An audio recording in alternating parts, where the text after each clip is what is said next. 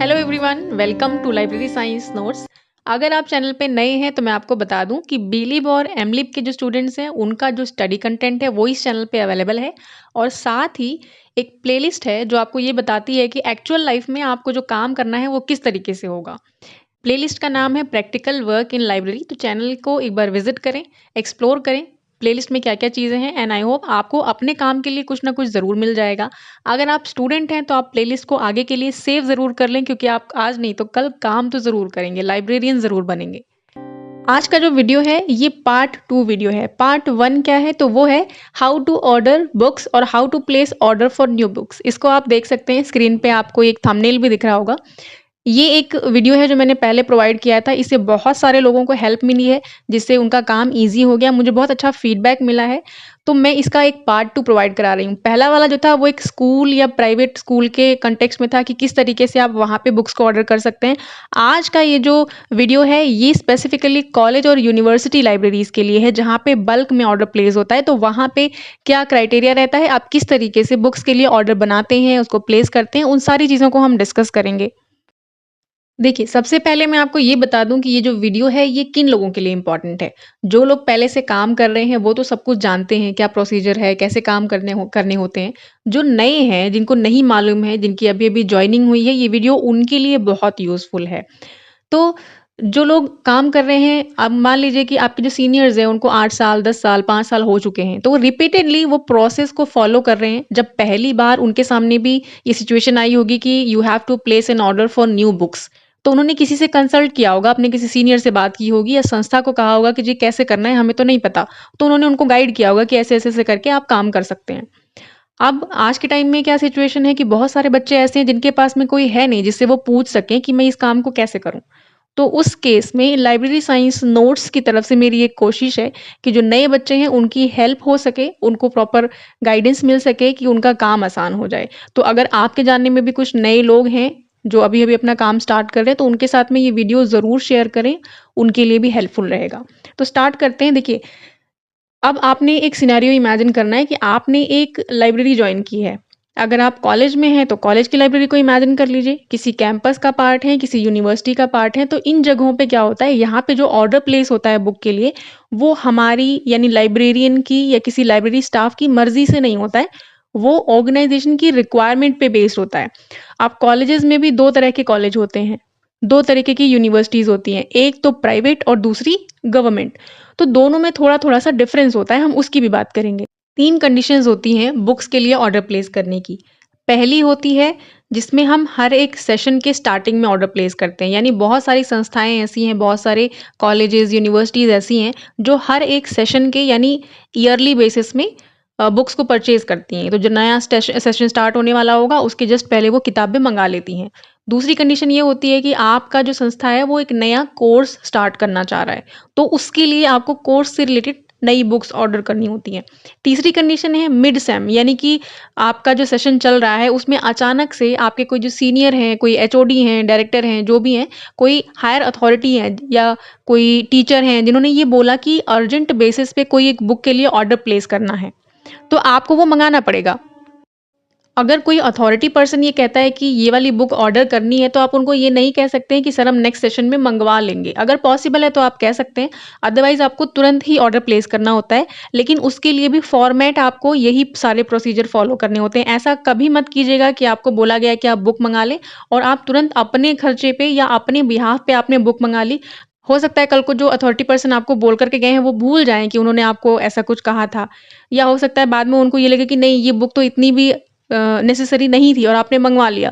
तो फिर आपके ऊपर ब्लेम आ जाएगा कि आपको किसने कहा कि आप बिना प्रोसेस फ़ॉलो करे बुक मँगाएँ अपने एंड से।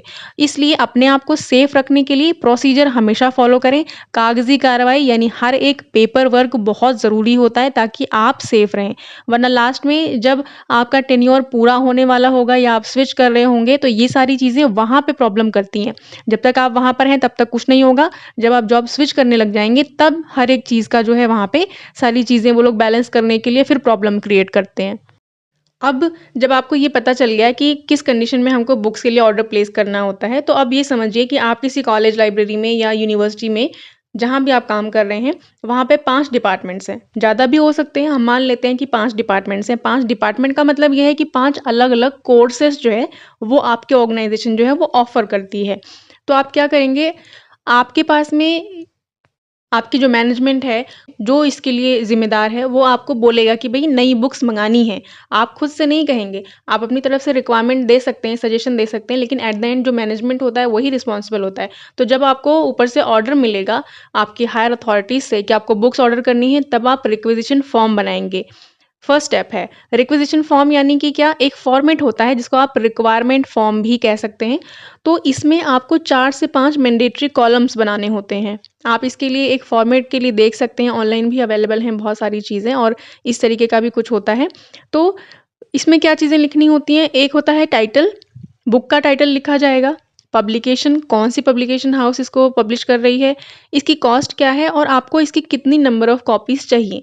तो ये सारी की सारी डिटेल इसमें लिखी जाती है। आपका काम क्या है, आपने ये एक फॉर्मेट बनाया और हर एक डिपार्टमेंट को ये फॉरवर्ड कर दिया। डिपार्टमेंट यानी कि 5 डिपार्टमेंट आपके यहाँ जो कोर्सेज़ में चल रहे हैं, उनके एचओडीज़ को आपने ये भेज दिया और उनको बता दिया कि सर इसको आपको फिल करके देना है विदिन सर्टेन टाइम। वहाँ से ये लेटर फिर डिपार्टमेंट के अंदर जो लोग काम कर रहे हैं, जो फैकल्टी मेंबर्स हैं, उनको फॉरवर्ड किया जाता है। तो वो लोग अपनी एक्सपर्टीज़ के बेसिस पे, अपनी नॉलेज के बेसिस पे जिन बुक्स की रिक्वायरमेंट होती है, वो इसमें लिख करके आपको दे देंगे। अब ये वाला जो फॉर्म है, इसको आप फिज़िकल फॉर्मेट में प्रिंट करके भी डिपार्टमेंट्स को दे सकते हैं। आप चाहें तो आप एक्सेल में एक फॉर्मेट बना करके और सर्कुलेट भी कर सकते हैं। तो ये हो गया आपका फर्स्ट स्टेप।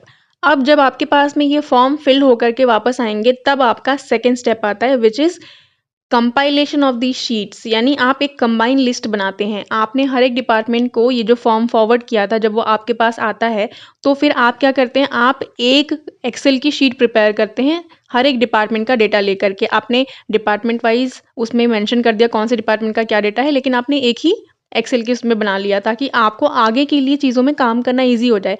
टोटल बुक्स की क्या रिक्वायरमेंट है, कितनी हो रही हैं, कॉस्टिंग क्या हो रही है, वो जब सारी चीज़ें एक साथ होंगी तभी हो पाएगा। और आगे जब आपको फॉरवर्ड करना होगा डिस्ट्रीब्यूटर को या हायर अथॉरिटीज़ को अप्रूवल के लिए भेजना होगा, तब भी आपको एक कंबाइंड शीट चाहिए होती है।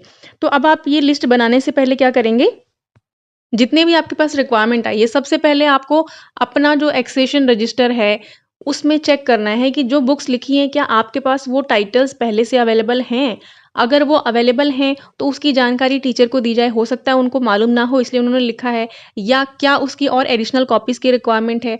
अगर बहुत ज़्यादा, मान लीजिए 15-20 कॉपीज़ लिख दी हैं, तो उसको कन्फर्म करें कि आपने इतने नंबर ऑफ कॉपीज़ क्यों लिखी हैं? क्या इसकी रिक्वायरमेंट है या नहीं? और बुक अगर बहुत महँगी है, तो उसको भी ऑर्डर प्लेस करने से पहले रिकन्फर्मेशन ज़रूर ले लें। अपनी मर्ज़ी से अगर किसी ने लिख दिया कि 50,000 की किताब है, या कोई प्रोसीडिंग है जो बहुत अच्छी है लेकिन बहुत महँगी है, उसका प्रिंट जो कॉस्ट बहुत ज़्यादा है, फिर भी आपने उन्होंने लिखा तो आपने मँगा लिया, ऐसा ना करें, क्योंकि बाद में जब पेमेंट की बारी आती है, तो फिर जितने भी सवाल-जवाब होंगे, वो सिर्फ़ लाइब्रेरियन के ही हेड पे आते हैं, किसी डिपार्टमेंट से नहीं पूछे जाते।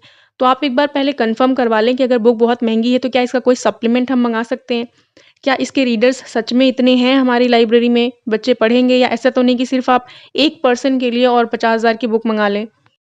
साथ ही आप ये चीज़ ज़रूर चेक कर लें कि जो शीट्स आपके पास में वापस आई हैं, वो अप्रूव्ड हैं। अगर आपने फ़िज़िकल फ़ॉर्म में भेजा है, तो उसमें जो एचओडी हैं, उन्होंने अप्रूव्ड करके सिग्नेचर किए हुए हैं, उनकी तरफ से वो शीट वापस आई है। अब इसके बाद में जब आपने सारी इस चीज़ों को टैली कर लिया है कि आपके पास कितनी बुक्स पहले से अवेलेबल हैं, इनमें से क्या हटाया जा सकता है, क्या और ऐड किया जा सकता है, ये सब करने के बाद में फिर आप क्या करेंगे, एक पेपर में आप, तो उसमें आपने मेंशन करना है कि टोटल बुक्स कितनी हैं, उनकी कॉस्टिंग क्या जा रही है, ठीक? और उसके बाद में आपको उसमें उसी पेपर में फाइनल अप्रूवल लेना है, और साथ में आपको अटैचमेंट में जो आपने सारे एक्सेल के प्रिंट्स निकाले हैं, उसको लगा देना है, और अपने डायरेक्टर या प्रिंसिपल या फिर जो भी एडमिनिस्ट्रेटिव बॉडी है, आप जिस तरीके के स्ट्रक्चर में, वहाँ पे जो हायर पर्सन रिस्पॉन्सिबल है, उसका अप्रूवल ले लें। तो यहाँ पे अगर आप बात कर रहे हैं प्राइवेट सेटअप की, तो इसके साथ ये स्टेप स्टेप जो है वो समाप्त हो जाता है। लेकिन अगर आप गवर्नमेंट स्ट्रक्चर में हैं, जहाँ पे कि थोड़ी और लीगल फॉर्मेलिटीज़ बढ़ेंगी, तो वहाँ क्या होगा, जैसे मान लीजिए आपकी जो एडमिनिस्ट्रेटिव बॉडी है, प्राइवेट में क्या होता है, वो पहले से ये नहीं कहते हैं कि हमको 10 लाख रुपए की या 5 लाख रुपए की किताबें खरीदनी है। वो ये कहते हैं कि एक रिक्वायरमेंट बनवाइए, जो बजट जाता है वो देखते हैं, उस हिसाब से परचेज़िंग करेंगे। तो बजट का कोई ऐसा कंस्ट्रेंट नहीं होता है। लेकिन अगर आप गवर्नमेंट सेक्टर में काम कर रहे हैं, तो वहाँ पे आपको बजट अलॉट किया जाता है। आप अपनी मर्ज़ी से ना पैसे दे सकते हैं, ना ले सकते हैं, ना कुछ काम कर सकते हैं। तो आपको बजट अलॉट होता है, फिक्स अमाउंट बता दी गई कि 50 लाख रुपए का बजट है और आपको बुक्स मँगानी है। तो उसके हिसाब से फिर आप आगे प्रोसीडिंग करते हैं। इसके बाद पहले तो ये डिसीज़न होता है कि सेंट्रलाइज़ परचेज़िंग होगी या डिपार्टमेंटल वाइज़ होगी। सेंट्रलाइज़ का मतलब है कि जिस भी स्ट्रक्चर में आप हैं, वहाँ पे एक अगर यूनिवर्सिटी में है तो एक सेंट्रल लाइब्रेरी होगी और बहुत सारे अलग-अलग डिपार्टमेंट्स होंगे, उनकी एक डिपार्टमेंटल लाइब्रेरी होगी। ऐसा ही कॉलेजेस में भी होता है, एक सेंट्रल लाइब्रेरी अलग से होती है और हर एक डिपार्टमेंट की एक डिपार्टमेंटल लाइब्रेरी जो छोटी होगी कंपैरेटिवली वो अलग होती है। तो अगर सेंट्रलाइज़ परचेज़िंग होगी तो यही 50 लाख रुपए का इस्तेमाल किया जाएगा और हर एक डिपार्टमेंट से रिक्वायरमेंट मँगा के बुक्स मँगा ली जाएँगी। अगर डिपार्टमेंटल वाइज़ होगी तो डिपार्टमेंट जो है वो अपनी किताबें खुद मँगाएगा और अपने पास से पेमेंट करता है। दूसरा इसमें एक चीज़ और भी है, लाइब्रेरी कमिटी का बड़ा स्ट्रॉन्ग रोल यहाँ पे होता है और वो बहुत ज़रूरी है। अगर आप फंडिंग की बात कर रहे हैं बुक्स खरीदने के लिए, तो उसमें लाइब्रेरी कमिटी ही डिसाइड करती है कि जो टोटल बजट है, उसका कितना परसेंट कौन से डिपार्टमेंट को अलॉट होना चाहिए। परसेंटेज वाइज़ डिस्ट्रीब्यूशन बताना बहुत ज़रूरी है, वरना आगे जब इंस्पेक्शंस वगैरह होंगे आपके यहाँ पे नैक की या इनकी विज़िट होगी टीम्स की, तो वहाँ पे आपको क्लैरिफ़िकेशन माँगा जाता है कि आपने अपने आप कैसे डिसाइड कर लिया? आपकी लाइब्रेरी मीटिंग अगर हुई नहीं लाइब्रेरी कमेटी की, तो ये रिकमेंडेशन कहाँ से आया कि कितना फंड किसको देना चाहिए? तो फिर तो आप बायस हो गए। तो बायसनेस का जो एलिमेंट है वो हटाने के लिए लाइब्रेरी कमेटी का रोल आता है। तो इस चीज़ को आप ऐसे समझिए कि आपके पास में अगर ये फ्रीडम दे दी जाए कि आपको बुक्स मँगानी है और ये 50 लाख रुपए आपको दे दिए हैं, तो आप कुछ डिपार्टमेंट्स के लिए ज़्यादा बुक्स मँगा दोगे। हो सकता है किसी ने 10 बुक्स मँगाई हैं, उसको 10 की ही रिक्वायरमेंट है, किसी ने 50 बुक्स मँगाई हैं। एक डिपार्टमेंट की तो आपने 50 सैंक्शन कर दी और जिसने 10 लिखी थी उसकी आप 2 ही लेकर के आए हैं। ऐसे ही बजट के साथ भी हो सकता है कि किसी की बुक्स बहुत ज़्यादा महँगी हैं, किसी की सस्ती हैं क्योंकि हर एक सब्जेक्ट में बहुत ज़्यादा महँगी बुक्स नहीं आती हैं। कुछ ऐसे सब्जेक्ट होते हैं जिसमें बुक्स महँगी होंगी, कुछ ऐसे होंगे जिसमें सस्ती होंगी। तो आपको ये जजमेंट लेने के लिए सही जजमेंट लेने के लिए लाइब्रेरी कमिटी की मीटिंग होती है। अब लाइब्रेरी कमिटी में कौन लोग होते हैं उसके बारे में मैं एक सेपरेट वीडियो प्रोवाइड कराऊँगी। इसके बाद डिस्ट्रीब्यूटर को सिलेक्ट करने की बात आती है। डिस्ट्रीब्यूटर हो सकता है कहीं पे वेंडर हो सकता है। तो प्राइवेट सेटअप में क्या होता है कि जो मैनेजमेंट होती है वो पहले से ही किसी के साथ उसका टाई अप होता है, जो उसको अच्छी डिस्काउंट रेट पे बुक्स वगैरह प्रोवाइड कराते हैं, तो वो उसी से हर बार प्रोडक्ट्स मतलब कि बुक्स जो हैं वो मँगवाते हैं। गवर्नमेंट में क्या होता है कि गवर्नमेंट में जो ये वेंडर सिलेक्शन होता है उसका एक पैनल बनता है। आपने टेंडर वर्ड सुना होगा, ठीक है? तो टेंडर के बेसिस में एक मीटिंग होती है, उसमें इन लोगों को बुलाया जाता है, वहाँ पे जिसका कोटेशन अच्छा होता है, यानी कि जो ज़्यादा डिस्काउंट रेट देता है और चीज़ें प्रोवाइड करा के देता है आपको, उसके बेसिस में उनका सिलेक्शन होगा। अब उस मीटिंग में क्या होता है, उसमें डिस्कशन होता है, सारी चीज़ों को डिटेल में जानने की कोशिश होती है। थोड़ा-सा डिस्काउंटेड रेट के ऊपर चर्चा होती है कि आप इतने में देंगे या इतने में दे सकते हैं या क्या, ये सारी चीज़ें उसमें डिस्कस होती हैं। उसके बाद जो वहाँ से सिलेक्ट होगा उसको वो ऑर्डर प्लेस कर दिया जाएगा और फिर वो आपको जो बुक्स हैं वो सप्लाई करके देगा, आपके वहाँ पहुँचाएगा। आप चाहें तो वो उसको आपको अरेंज करवा करके भी देगा। कई बार ऐसा होता है कि जो गवर्नमेंट के ऑर्डर्स होते हैं उसमें वो अपनी तरफ से कुछ काम करने के लिए स्टाफ भी भेजता है, 1 या 2 लोगों को भेज देगा जो आप जैसा कहेंगे वो उसको उस तरीके से अरेंज करवाने में, सॉर्टिंग वगैरह करवाने में आपकी मदद कर देंगे। कहीं-कहीं पे क्या होता है कि ये लोग जो हैं वो एक्सेशनिंग करने का भी काम करते हैं। यानी अगर आपने हज़ारों में बुक्स को ऑर्डर किया है, तो जो डिस्ट्रीब्यूटर्स होते हैं वो अपनी तरफ से अपने ही वर्कर्स को भेज देते हैं। आप उनको रजिस्टर वगैरह पकड़ा दीजिए, उनको प्रॉपर जानकारी होती है और वो आपकी पूरी एक्सेशनिंग करने के बाद में लेबल पेस्टिंग सब कुछ कर देते हैं। प्राइवेट में कहीं-कहीं पे ये ऑप्शन जो है लाइब्रेरियन को दिया जाता है। अगर आप एक्सपीरियंस्ड हैं, आपके पास जानकारी है, तो संस्था आप पे ट्रस्ट भी करती है और आपसे कहती है कि भाई आप अपने एंड से देख लीजिए, आप किसी के थ्रू बुक्स मँगा लीजिए। तो दोनों ही चीज़ें चलती हैं। इसके बाद अब आता है प्रोफ़ोर्मा की बारी। प्रोफ़ोर्मा क्या होता है? आपने जो भी लिस्ट भेजी है बेस्ड ऑन कि उनके पास उनका जो स्टॉक है या जो जिन संस्थाओं से वो जुड़े हैं। देखिए डिस्ट्रीब्यूटर का क्या मतलब हुआ कि बहुत सारे पब्लिशर्स हैं। मान लीजिए आपने अगर 1000 किताबों की लिस्ट बनाई है तो सारे के सारे पब्लिशर्स अलग होंगे। तो इन लोगों का हर एक पब्लिशर के साथ में टाई अप होता है। तो ये क्या करते हैं, चारों लोगों से बात करेंगे, हर एक पब्लिशर के पास जाएँगे, उनसे वो किताब लाएँगे और आपको प्रोवाइड करा देंगे। आपको हर जगह जाने की ज़रूरत नहीं, फिर तो ये इंटरमीडियरी की तरह काम करते हैं, आपके उनके बीच में लिंक की तरह काम करते हैं। तो अगर आप ये चाहते हैं कि आप डिस्काउंट रेट जो है वो जानें, क्योंकि जब भी बुक्स की परचेज़िंग होती है तो आप उनसे ये बात करते हैं ज़रूर कि आप कितने % डिस्काउंट पे हमको देंगे। तो आप अगर डिस्काउंट रेट देखना चाहते हैं तो आप कई सारे डिस्ट्रीब्यूटर से प्रोफॉर्मा मंगवाते हैं कि आप हमें भेज दीजिए, हम देखना चाहते हैं। कंपैरेटिवली आपको जिसका रेट जो है वो बेटर लगता है, आप उससे ऑर्डर प्लेस कर सकते हैं। और दूसरी कंडीशन कि ये सारी चीज़ें जो हैं ये ऑलरेडी गवर्नमेंट सेक्टर जो है वहाँ पे मीटिंग में और टेंडर इसीलिए आता है ताकि आप कंपैरेटिव चार्ट देख सकें कि कौन क्या ऑफ़र कर रहा है। प्राइवेट में क्या होता है कि आपको प्रोफॉर्मा मंगवा के देखना होता है। अदरवाइज़ आपका फिक्स्ड है पहले से कि नहीं हमको तो इन्हीं से मंगवानी है, हम हर बार इन्हीं से बुक्स मंगवाते हैं, तो फिर उस केस में ज़रूरत नहीं पड़ती। आप चाहें तो मंगवा सकते हैं, आप अपने रिकॉर्ड में रखने के लिए, आप चाहें तो आपने डायरेक्ट ऑर्डर प्लेस कर दिया। अब हम आ गए हैं हमारे फाइनल स्टेप पे जहाँ पे आपको बुक्स रिसीव होंगी। तो अब जब आपको बुक्स रिसीव हो रही हैं, मान लीजिए आपने 4000 बुक्स का ऑर्डर प्लेस किया था। तो सबसे पहले बुक्स रिसीव करते ही आपको पेमेंट कर देनी है क्या? नहीं करनी है। आप पहले जब बुक्स रिसीव होंगी तो उनकी काउंटिंग करेंगे, जो भी डिलीवर करने आएँगे पर्सन, उनके पास में एक पेपर होगा जिसमें मेंशन होगा कि ये पूरी की पूरी लिस्ट है, यानी एक बिल उनकी तरफ से बन कर के आएगा। तो आप उस बिल को लेकर के सबसे पहले सारी की सारी किताबें जो हैं वो टैली करेंगे। उसमें टिक लगाएँगे कि हाँ, ये चीज़ें मिल गई हैं। उसके बाद आप उसमें एक रिसीविंग लेते हैं। अपने पास भी रखेंगे और उनको भी देंगे कि आपने बुक्स को फाइनली रिसीव कर लिया है और वो जो आपने मँगाई थी उतनी टोटल बुक्स हैं।